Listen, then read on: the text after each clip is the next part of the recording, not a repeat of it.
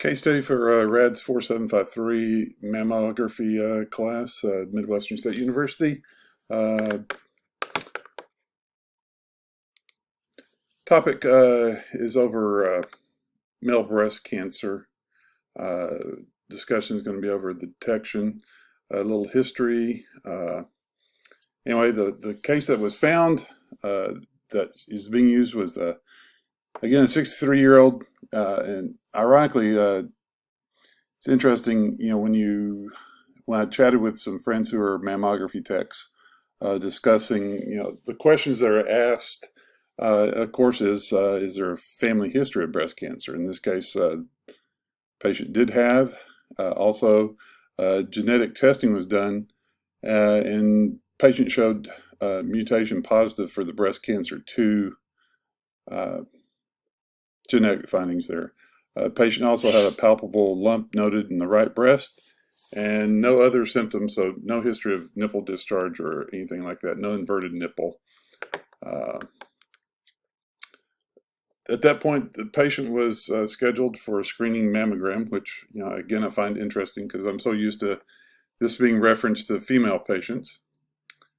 Again, a little bit of history that are statistics that I found, that I came across from the American Cancer Society, is that only 0.22% of men's cancer, breast cancers, actually result in a death. So that's a good thing.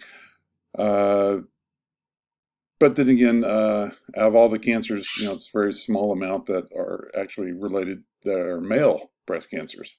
And then I found that I couldn't quite really understand, but the statement was that it's 100 times more common in women than men, and I actually thought it was actually extremely even higher than that.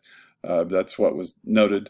Some things regarding symptoms that cause, as far as the benign excess development, in breast tissue. The men that were diagnosed with breast cancer, I believe, as gynecomastia and some other indications. But then again, the positive thing about male breast cancer is 97% survivability after the 5-year period of time that's deemed to be within remission, that their cancer is cured. Also, each October, of course, we see a lot of posters and things presented in the department, and then also in the hospital and through the community.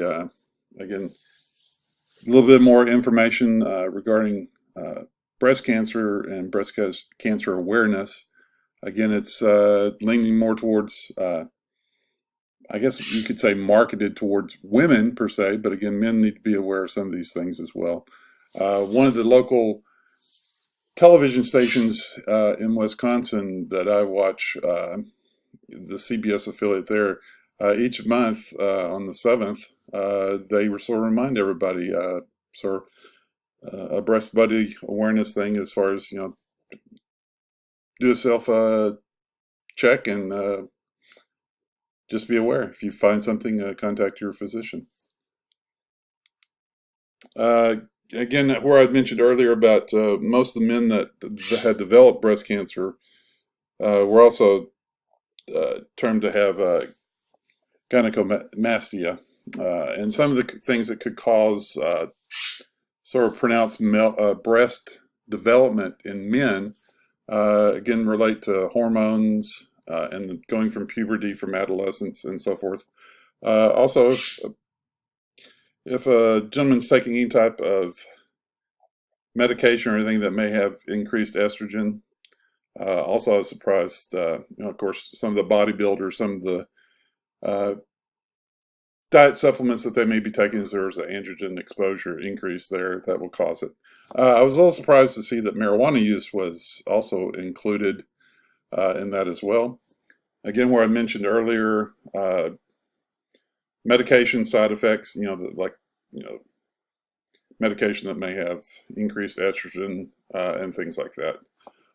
One of the syndromes that was mentioned was Klinefelter's, which, again, I think the reason why that would be the reason is because of the extra X chromosome. So with a male being an XY, and then you add an X, there's still that XX, that female combination there that I would think would relate to estrogen. And then, of course, also another area is if a male patient has had previous radiation exposure, probably more like radiation exposure as far as like to the lymph nodes or something like that. This would not include chest radiography or other diagnostic imaging, CT of the chest or anything like that. This would be a much higher dose exposure. Again, still pertaining to this case and everything, but also in regarding to how male patients, what they experience in things. We also have to remember that as far as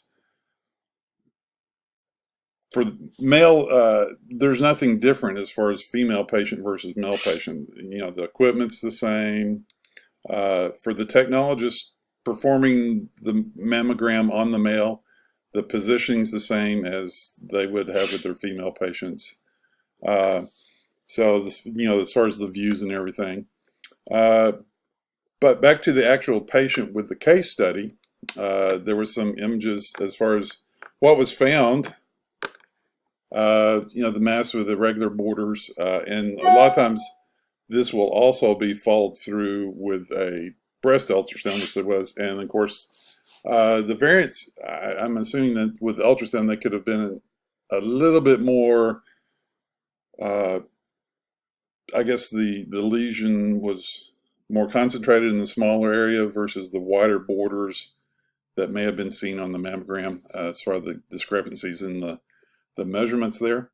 Again, it was retro areola area behind the nipple.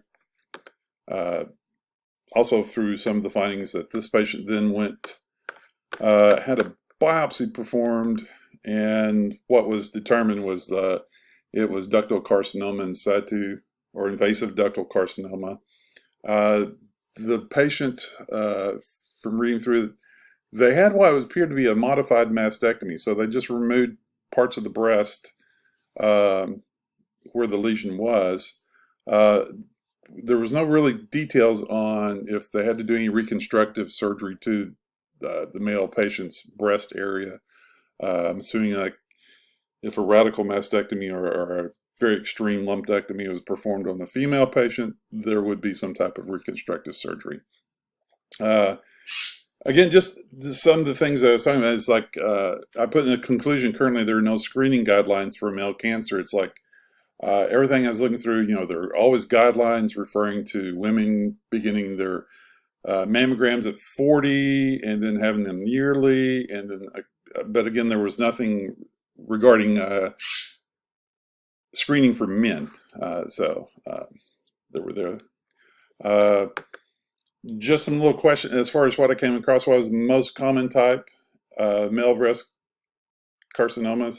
There was invasive lobular carcinoma, invasive papillary carcinoma, mucinous carcinoma, then of course the poorly differentiated invasive and the well-differentiated invasive.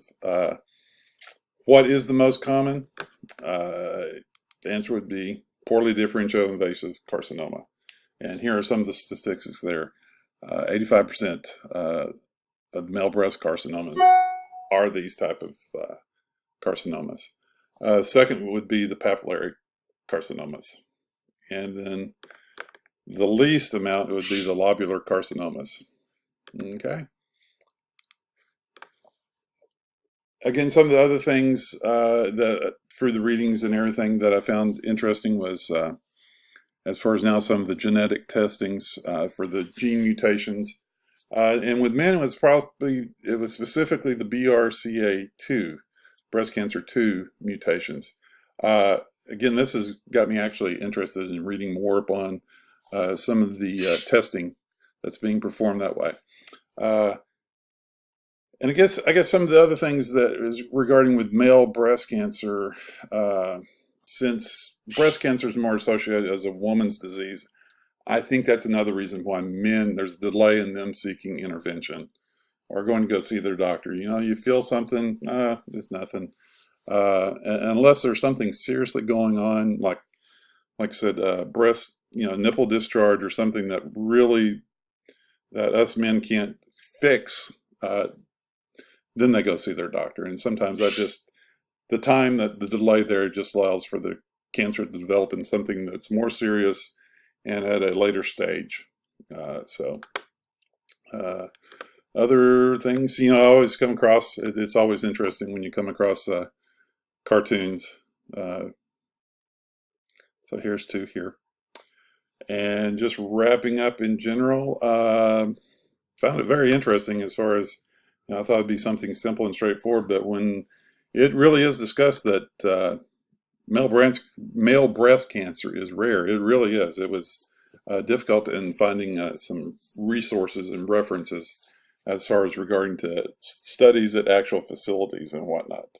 The two facilities that I did basically research on through the PACS was at Maine Medical and also at